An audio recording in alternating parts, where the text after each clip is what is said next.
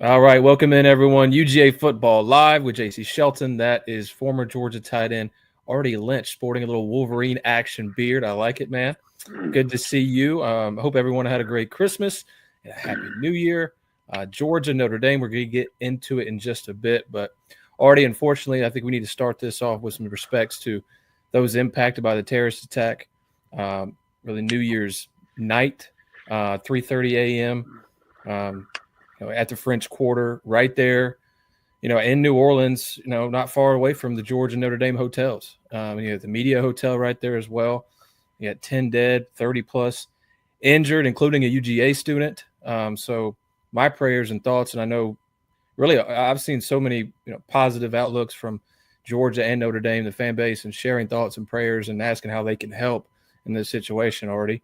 But it's absolutely crazy that a senseless tragedy like this can really just impact the whole community. And then obviously, there's been some big changes for the Sugar Bowl as well. It's just absolutely crazy, man. I know waking up to it and seeing what all happened and trying to get an idea of what happened. And, I have friends that I went to school with who were on the Georgia beat who were right there, and they happened to go to their hotels a little earlier, right? Because it was really, really late. They just happened to miss it. So I can only imagine what could have happened to them. Artie, it's just absolutely crazy and heartbreaking as well. Yeah, I mean, there's really no words or really anything that anybody can say that's going to make the situation better. Obviously, when you talk about the word senseless, it comes to mind. But the common theme here when it comes to terrorist attack is like the people who are committing these things are fanatics, sick individuals who to define terrorism. It's you're essentially targeting innocent, weak, defenseless people, and you're doing it for some ideological gain or sick reason, whatever, right? But none of it ever makes sense. It's wrong. It reminds you why our country, has been involved in so many different, international conflicts against these terrorist organizations because, this is what they want to do to us. And it's very sad. And, particularly around the holidays and people trying to, gather for the new year to celebrate, a new 2025, but also probably want to go to a college football game, right? And there's nothing that we can say that'll make it any better, but know that our thoughts and prayers are with everyone affected, whether or not they're associated with the Georgia-Notre Dame game, right? It doesn't matter. And here's hoping that the people that are injured will get better and the fatality number does not rise. But I think, it makes you appreciate law enforcement, right? It makes you appreciate other folks who, when the terrorists or bullets start flying or there's a fire or there's an emergency, it's like, innocent people, run and cover, right? And and then there's the people whose jobs are to run the other way into the chaos. So I think there was a quick response to that. So I think if there's, any silver lining, it's that, the people who are supposed to do their jobs, doing their jobs. And, we pray for them and pray for those affected. Yeah. You can only imagine where we would be without those people you just 100%. mentioned. So thoughts and prayers, absolutely. Everyone, including, and Artie, good point, law enforcement and those emergency responders involved in the senseless attack. But you folks, you wonderful people, are here to hear about football. So we're going to get right into it. Artie, here. So just a couple of things here. The Superdome has been locked down and swept, according to reports. They're trying to make it safe as possible. Obviously, for the safety of everyone, and I think it was a good idea personally, just my opinion, that they did move this game, right, Artie, to ensure that the city was safe, right? Yeah, because, totally. a crowd of 83,000 people, that's that just makes me nervous. I'm glad they moved this one. So it is moved to 4 p.m. They were thinking about the 8:30. I think from what I've heard is the programs wanted and as early as possible. There were some talks about 1 p.m. Because of really the rest situation, because you got Penn State on January 9th. The winner does. And they already have 24 hours on you for rest because they played yesterday. So they got the earlier down to 4 p.m. Eastern. Hopefully folks can make that. I know a lot of working Americans aren't going to be able to, but that's why we have streaming services. So hopefully the boss will let you out earlier or something like that. Artie, I want to ask you just right off the bat on this and it being moved and just the situation as a whole. If you can put your Georgia helmet back on and tell me, what you think the challenges this provides, because I know you're not a late kickoff fan, on a regular game week, but everything involved in this situation. Obviously, both programs are affected here with the not knowing what's going on, right? Because already they didn't have a kickoff time until like 6 p.m. today, right? Yeah. So what all goes into this? What do you think that these coaches are trying to, maybe instill in the mindset of the players with all this going on? And correct me if I'm wrong, I think it was 7 p.m. Central Time was their initial kickoff. So, because the game is scheduled for 8:30 our time for the TV. I'm pretty sure. Yeah, so it was 7:45 local. Right. So their like physical and mental clocks, it's even later for them, right? Because, and when I say them, I mean the staffs and the players. And that includes Indiana's East Coast time too, I'm pretty sure. So I think for both teams, honestly, there has never, I have never been in a situation where our time changed last minute, never mind within a day. But I think you and I have talked about it a lot, where it's like the night games are always tougher because you have such a, you have such a long period between, that last walkthrough and then kickoff, right? That day is extra long, the day of the game. I can't even imagine what they were thinking, because you have to think about the security risk at hand, right? Whenever we would travel to a game, even when we were home, we had police escorts, the coaches had security guards, or at least Coach Rick did. And we were isolated for good reason, right? We had private security for the team, and we had the state troopers, and so it's like we're already pretty guarded. I couldn't imagine with an event that took place like this, the extra precautions that went into place, and then obviously the chaos internally from all of these different players and coaches, because it's just because we're locked down at a hotel getting ready for a game, our families and friends that come and watch, they're going to enjoy the city that they're traveling to, right? Particularly New Orleans.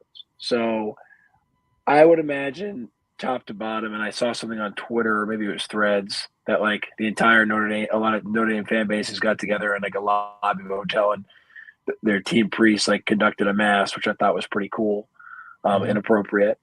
But JC, I really don't have much to add in terms of how this, how to handle this, because I think it's so unprecedented. Yeah, and that's totally fair, because you haven't been in a situation like this. You said, yeah, but I think ultimately this is where it's really important to have structure and coaches in a program in place. Be hey, you know what I mean? This is who we are. This is regardless of what happens, this is our process to get ready for a game. Business as usual. I imagine as soon as Josh Brooks, the AD, Kirby, the university president, found out what the scheduling was going to look like, they probably had a football ops guy come up with 3 or 4 different itinerary scenarios, right? If we play the game today as scheduled, if we play the game tomorrow, aka the new time at 4, or 8 o'clock, and then those, as soon as they figured out what the itinerary for those 3 scenarios was going to be, and once they figured out the actual time, they disseminated that information to the team, and it was business as usual. But I think that's that's my guess, and the more experience of a program and leadership that you have and administration you have, the easier it's going to be. Yeah, that's a good point. I think, and really both programs having really detailed structured coaches like Kirby Smart and Marcus Freeman. Yeah, I think they kind of epitomize that part of coaching. I think having that is beneficial for those two two teams. But regardless, so they finally find out that they're playing tomorrow. Georgia, they go do a walkthrough. I think they did it around 6 Eastern. So they've done that to try to keep fresh, right? Maybe get some football on your mind instead of sitting in the hotel and scrolling through some crazy social media posts. This game already, I think, two college football powerhouses that love to be physical, right? They love to control the game. And by that, I mean the line of scrimmage. I mean, flipping the field. I mean, that's how these two teams play. And I think it's interesting, Artie, when you bring up the previous 3 matchups, they all kind of turned out similar despite years apart and different teams, different players, different coaches for the most part. And they all, it's one possession games. And that's what this matchup feels like too. You watch that Notre Dame team get a 27-17 win against Indiana. That game was not as close as the scoreboard indicated, right? 27-3 lead in the fourth quarter Notre Dame had, and Indiana was just throwing everything they had to try to get some late scores, and they did. But still, Notre Dame completely dominated that game. They haven't seen a team like Georgia, right? Georgia has seen teams like Notre Dame. So I think that's, if you're a Georgia fan, you kind of like that going into this. You like typically already when Georgia faces a team that tries to build itself like that with a similar offensive approach and defense, Georgia typically dominates those games. But I don't think this is going to be a domination. Artie, I have to ask you, we'll start it here. Quarterback, Gunnar Stockton set to make his first start in this type of atmosphere. How do you personally feel about that and everything involved? Obviously that is – I can just imagine the amount of pressure I would be in that position. And how do you think he'll respond? Yeah, at first, before we dive into Gunnar, obviously, huge shout out to Carson Beck. Great career at Georgia. I don't think anyone was excited about how it ended. Certainly not him. And then a surgery. I heard he will be in New Orleans tomorrow for the game. And he's been in constant communication with Gunnar and helping him prep for this game. So huge shout out to him. Great career, and all the best to him in the next level. Damn good dog, as they would say, right? Yeah, 24-3 as a starter, man. 24. Not a bad resume. But I think for Gunnar, man, I've read that article about him, and ESPN is a great article. Yeah. But it was just like, and I had this conversation with my uncle when we were driving up here to Maine, because that's where we're staying for the week. And I was like, there's just something about being a Georgia quarterback that, like, no matter how good you are, right? Like Carson Beck, like, great quarterback. Even Murray, right? Like, record-breaking quarterback. But sometimes there's guys who are just like storybook, culturally the right fit, but also have the right stuff, right? Like an Eric Zier or like a David Green. Like, they're just made to be Georgia quarterbacks, right? I think Jake Fromm too. It just kind of reminds me of the same guy. Right? Great example. Like Jake Fromm, right? Like a Georgia boy. And you could be turned into somewhat of a Georgia boy and have a little bit in you. Like I turned into a little bit of Georgia, but I'm not a Georgia boy, right? Murray can be an adopted son of the South, but he's a Florida kid. There's just something different. And I think with Gunnar, it's like he was born for this. Has a ton of records, beat all Trevor Lawrence's records, and football's in his blood. Georgia's in his blood. That story about his grandfather at the Auburn game's hilarious, right? So I actually don't think he's going to make it any bigger than what it is. And I think in his mind, he's a small town kid. He's a simple kid. He probably approaches every single day the same. Hey, I'm going to try to do my best. I'm going to play my hardest. I'm going to try to get better today. But at the end of the day, it's a 100-yard football field, right? Same measurements as it was in Raven County, right? Growing up at the Pop Warner Fields of Tiger, Georgia, right? So I don't necessarily think he's going to make it any bigger than what it is. That being said, you don't know, right? Maybe it is. Maybe we'll find out first quarter, like, that spark that he gave us was just a spark. But something tells me he's going to be cool, calm, collective. And there was a quote that Kirby said that he was like, the whole team, their level of play rises for this kid. And to me, that's like the biggest compliment that you can give to a quarterback. So I'm actually pretty excited about it. But it's a big stage, and we'll see if he delivers. And I think he will.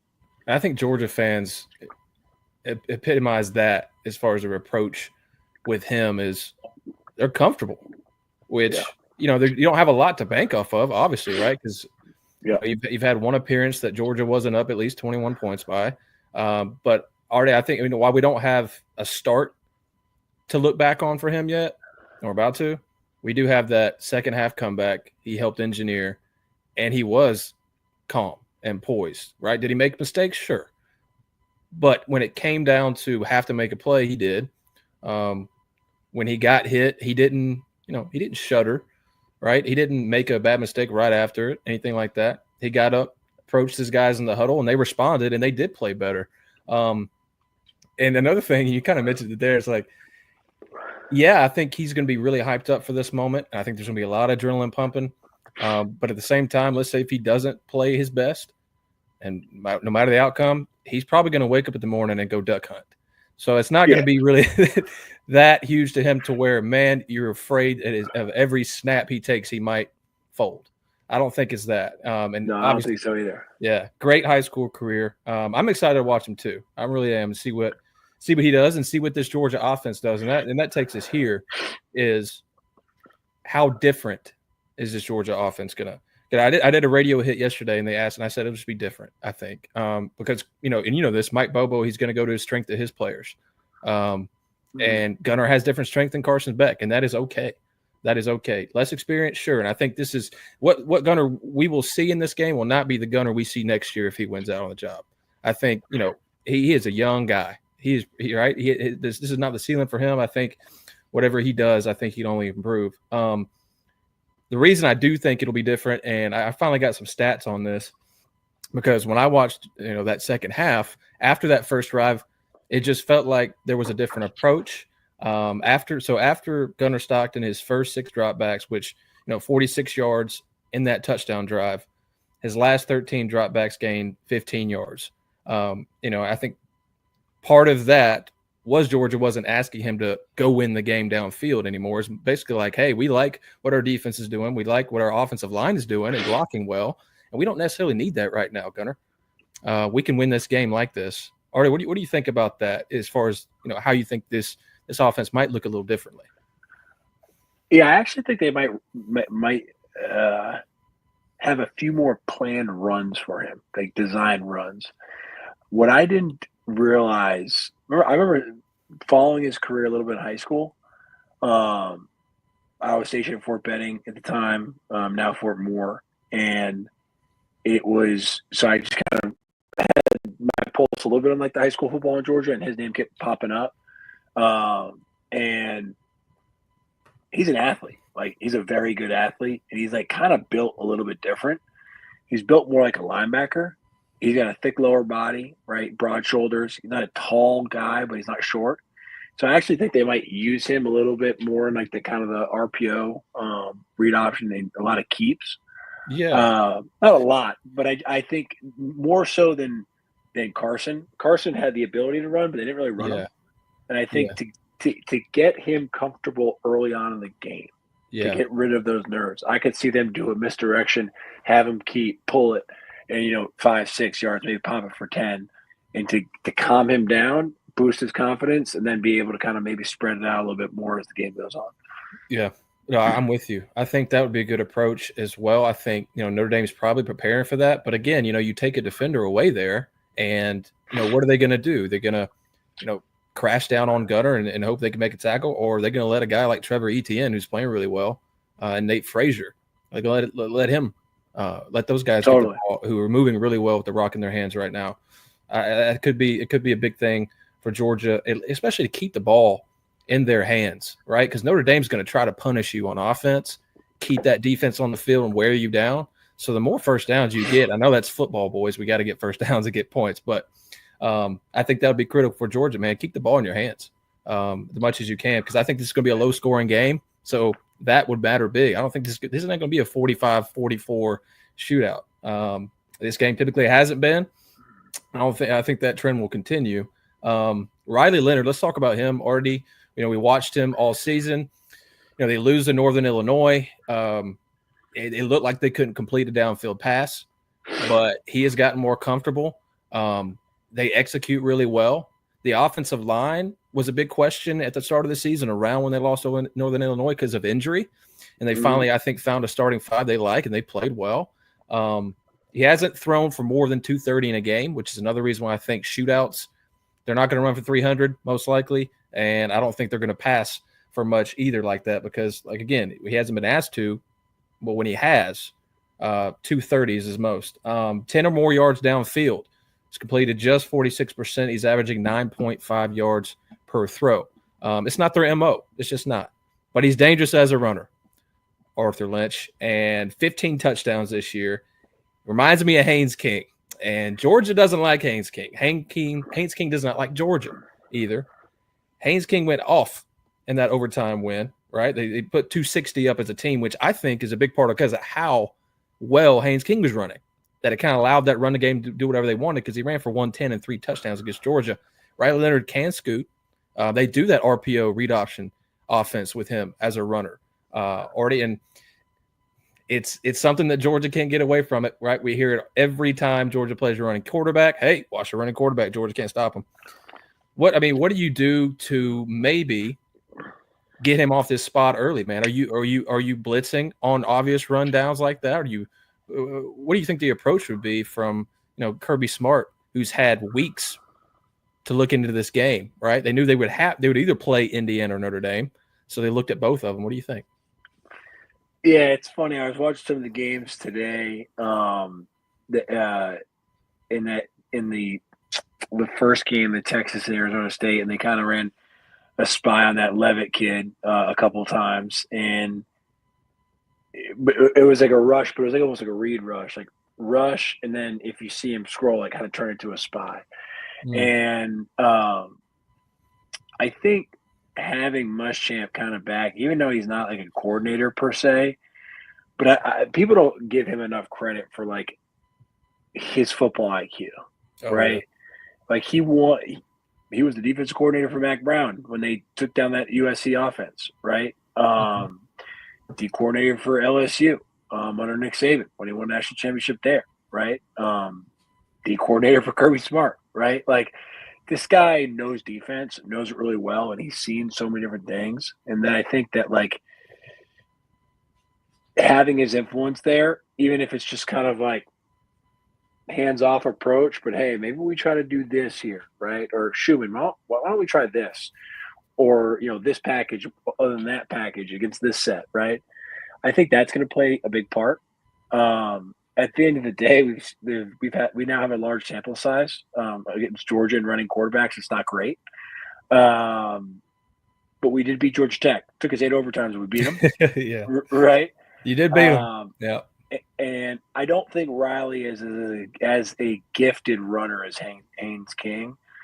And what I mean by that, I think Haynes King is more of a deliberate athlete. I think Leonard wants to be is a pocket passer. Yeah, I see what you're saying. That has been asked to run a little bit more because I don't necessarily think Notre Dame loves their vertical passing attack, and they don't have a traditional tight end right now that they had in the past. That's a kind of like a dude, So I think that's kind of why we have seen him run as much as he has. So we'll see where it goes, but I think Muschamp is going to be playing a much larger part than people think, even though he's kind of on substitute right now. Yeah. And I think that Leonard is not the running threat as maybe a Haynes King, certainly not as a Milroe or other people we've played in the past either. Yeah.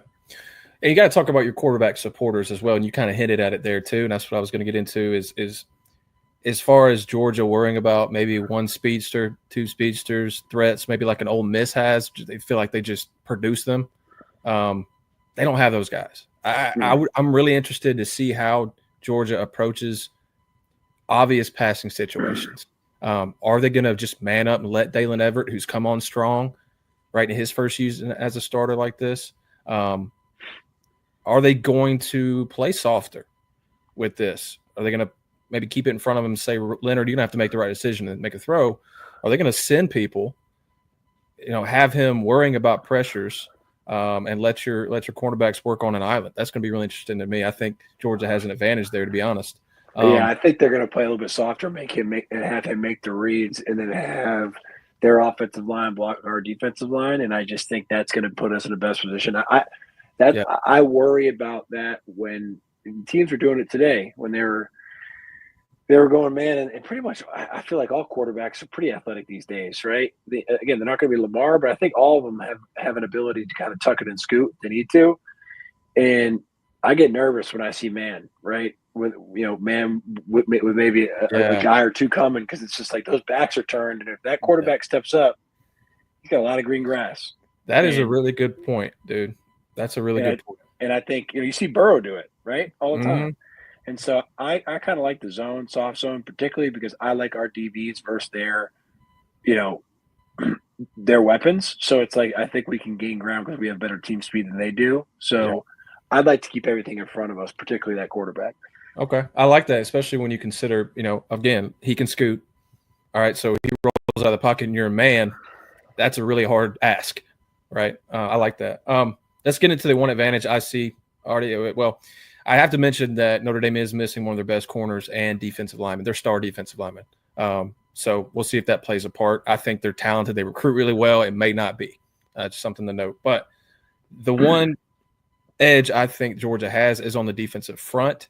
And for one of the first times in a long time, they're healthy, right? And they've had some time to rest and recuperate. And we know the big guys, those ankle injuries and stuff pop up late in the season, and you're fighting that. It hurts your speed, right? And you want Mykel Williams, Jaylen Walker, and those guys to be moving because that's their thing. They're massive, and they can do power moves as well, but they can move. They can move. So that's the big thing for them. I think being healthy is really good. And the offensive line for Notre Dame just hasn't seen a defensive line like this. Even A&M, right? And A&M had one of the better defensive lines. Georgia's been better than them up front this year. And that was the big thing against Texas, right? Already you had Jaylen Walker, you had Mykel Williams and Nazir Stackhouse and Warren Brinson and those guys making plays. And, not just necessarily getting to the quarterback every time, but convoluting the pocket, right? Shrinking that pocket, getting into your face, and then make a throw then. And they didn't necessarily have to rush a lot either against Texas because your guys were winning on one-on-one battles. So I think that is the advantage for Georgia. I think that frees other things up you want to do defensively. Obviously, if you can rush for 4, gives you another defender.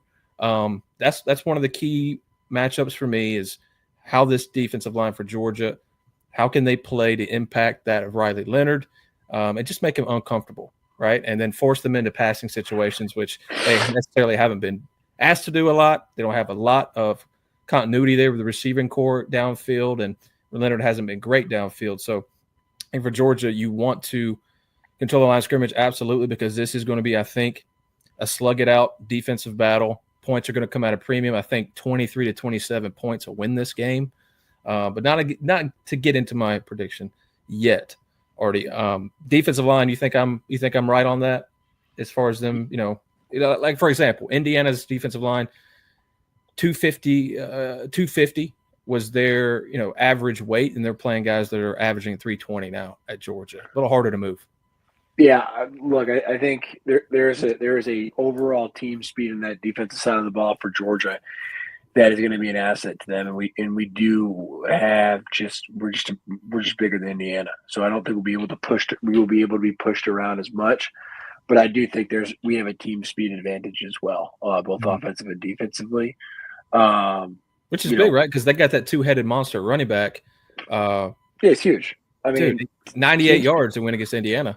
Team speed's huge, and it's always going to be huge, right? And I think that's what has always set us apart against some teams like, a Notre Dame, for instance, right? Like, because Notre Dame's going to be a disciplined football team. They're going to have enough athletes to be competitive. They're going to have very good offensive linemen, and they're typically going to have one game changer on defense. It's just like them, love them. That's kind of how they've been built for a long time. But the team speed is always where they've lacked, right? And that's kind of, I think, what's separated them from being like truly elite to like, a top 10 to 15 program, which is where they are right now. So I think that is our quickness and speed on the defensive side of the ball, particularly in that front 7, is going to go a long way on or tomorrow rather.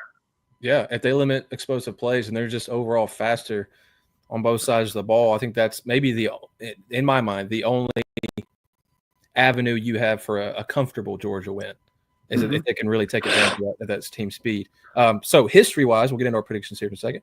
History-wise, UGA 3-0 all-time, mentioned earlier. Sugar Bowl National Championship win was against Notre Dame. Interesting, 14 points is the combined margin of victory for Georgia in all of those games. All have come down to one possession.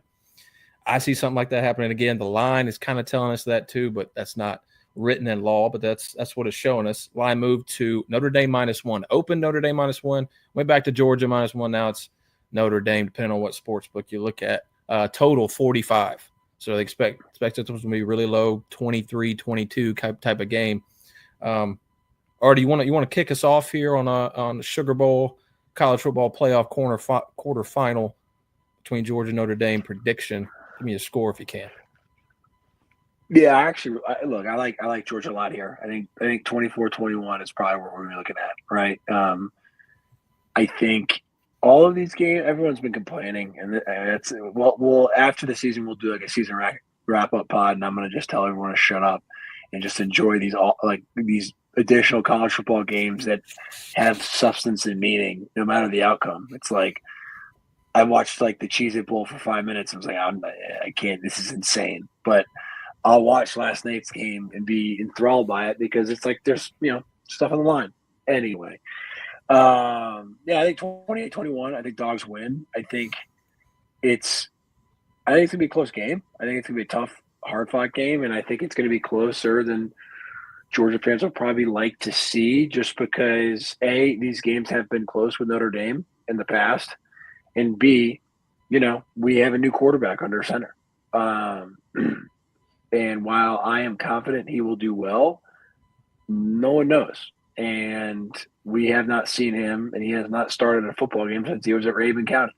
Yep. And that's a big deal. And so I think I like him. I like his toughness. I like his intangibles. And I think he is kind of built and born for this. But with that being said, we're playing a good football team. This is not the same team that lost Northern Illinois. I think they've come into their own. They have found their identity. And I do believe that Marcus Freeman is a top-tier coach. And I think he's recruits that way, and he's built that program that way. And I think the best thing that ever happened to Notre Dame is Brian Kelly leaving them for LSU. So I think it's going to be a close game, but I think 28-21 Dogs win. Okay. It's so hard with a game like this because you only have one meaningful half from your starting quarterback. Right. And so you cannot – and it's really a hot take if you speak confidently on that, as far as he's going to do bad or he's going to do really well. But what I do know is I think Georgia has an advantage on the line of scrimmage. Gunner, what he did show me was some good decision-making in a really high-pressure situation. Defensively, even thinking about a guy like Ismail Mondon and the experience there, a guy like Malachi Starks, and then offensively the experienced guys like Tate Ratledge and Dominic Lovett, guys, those receivers have to step up, right? The defense has to step up with a quarterback inexperienced like this. They did against Texas. Kirby Smart seems to believe that they're doing that right now as far as stepping up with Gunner in. That's what you need. And I think that's what it's up to, is how well do these players play around him, right? Because if they play to their best, I think Gunner is going to be able to be comfortable with that because he has blue chip players all around him playing really well. If you get into a situation to where you have to pass to go win it, that's where you get nervous as a Georgia fan. Where you should get excited as a Georgia fan is if you get up 10 points, because Notre Dame's not a pass to win it team either. So that, I think that's where you want to be for really both programs kind of want the same thing as far as fan bases watching this game. Now, I'm going to bank on the line of scrimmage for Georgia, as typically in these, even against Texas, right? We knew that Georgia had an advantage there going into the second game, and it still played out the same way. They still took advantage. Even though they played early in the season and it went the way it did, Texas still couldn't overcome that. So I don't think Notre Dame's going to be able to overcome this on the line of scrimmage for Georgia. Gunner makes plays when he needs to, and I think these guys step up around him. This, one of the most talented teams in college football. I think they get some help from the other guys and the pieces around him. And Georgia wins. I'm going to go 23-13. I can get a little 10-point win. I think Georgia has a late score to kind of put it away, but I think it's close all the way up to the end, right? So that's what I'm going with. And the winner of this game, Orange Bowl, right? Georgia plays pretty well in the Orange Bowl. That's going to be exciting for the Dogs. They go down and play a Penn State team that has had the easiest path to where they are. Ohio State just absolutely demolished Oregon. I feel for Oregon, to be honest, because they had the hardest path, really. And Ohio State played like they did against Tennessee. And I think that's the team that nobody wants to see right now. Yeah, no, I think as far as blue chips go and talent, they are more talented than Georgia. If you're going just by recruits. Team in the country. Yeah. Okay. There's a reason they were ranked, top 2 coming into the season. They finally started to play like it. And already it's so interesting to me, and we can spend a few minutes on this before we get out. It's so interesting to me. And I think it almost reflects well on Ryan Day, because whatever that Michigan game plan was, they have thrown it, they have torn it, they have shot it to pieces, and they have said, you know what, Kyle McCord, or I keep saying Kyle McCord, dude, when I talk about Ohio State. Look the same, by the way, which proves my point that they didn't need to get rid of them. But anyway, Will Howard can throw a deep ball, and you have Jeremiah Smith and Amik Ibuka, and you have one of the best defenses in the country, and they're using it. They're throwing they are throwing that rock around and letting those guys go and get it. Oregon looked totally lost. Ohio State looks to be on a track for a national championship, or at least an appearance there, and a meeting with the Bulldogs back in Atlanta, and like a rematch from that 2022 season would be just can't miss TV. Yeah, I didn't think this was going to happen, but or I didn't say that it was going to happen, but deep down after they lost to Michigan. And I was like, they're obviously going to get into the playoff. I was like, they're probably going to come out with like their hair's on fire. You know what I mean? Because that's what they did against Georgia, and Georgia came out and beat them. But they lost to Michigan that year as well, and made the playoff. And that was the best game that C.J. Stroud had ever played in college, right? Mm-hmm. And quite frankly, they probably should have beat Georgia, but it wasn't their year to do it. Mm-hmm. And now they've got like serious momentum. I mean, what they did to Tennessee was a crime. What they did to Oregon today was a flat out murder. Yeah. Right. That was, and I did not expect that. No. At all. I think that was like the only game I thought might be close and not a blowout. Yeah. Like Dan Lanning, he's probably doing some soul searching right now. And honestly, maybe he came in there. I have no idea. Maybe he was too confident, but that was ugly. That was a beating. And right now they're the best team in the country. Yeah. Yeah. I think so. And I think the only thing they're going to battle now is complacency. Maybe a little overconfidence. He's gone. Well, what I'm saying is maybe a little overconfidence going into your next game, depending on how your mindset is, how your team leaders step up, how the coaching staff tries to, form your mindset to get you in the right position to go face a better team next time. Maybe that's the only thing I think that might be holding back as far as talent, dude. And if they can ride that momentum and not get caught up in their own success a little bit, then that's going to be whoever beats that team. I'd be impressed. I think, Georgia would have a chance as far as line of scrimmage goes, but man, they're playing really well. So yeah, absolutely exciting college football playoff so far. I think I still, even though there's some blowouts, I think the hypes around these games has been awesome. The number of them, knowing there's going to be another one later, we still have more to go. I really like that. But Georgia-Notre Dame tomorrow, 4 p.m. Eastern. Going to be watching closely, and I hope you guys enjoy that, and the Bulldogs can walk away with a win and keep on moving. Right under Gunner Stockton, we'll see what he's made of before his next duck hunt tomorrow. Thanks for watching on X, Facebook, and YouTube. Until next time, we'll be back for instant reactions right after the game. I'll be back with you. Maybe already will if he's not doing anything, and we'll get that in. So thanks so much for everybody watching and your continued support this season, and we'll see you soon. Go Dogs. Happy New Year.